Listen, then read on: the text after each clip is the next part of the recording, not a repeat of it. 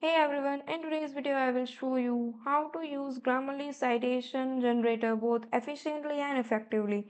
So let's get started. First, open your preferred web browser and type Grammarly into the search bar, or you can directly go to grammarly.com.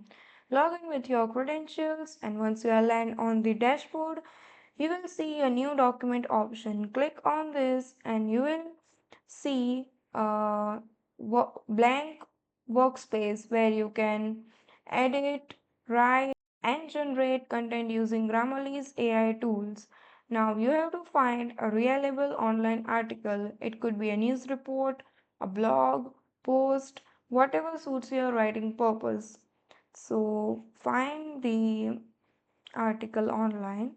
So for example, I'm taking this article and then copy it. Now return to Grammarly and you will see top right side the write with generative AI option. By click on this, paste the article here and it will summarize your article.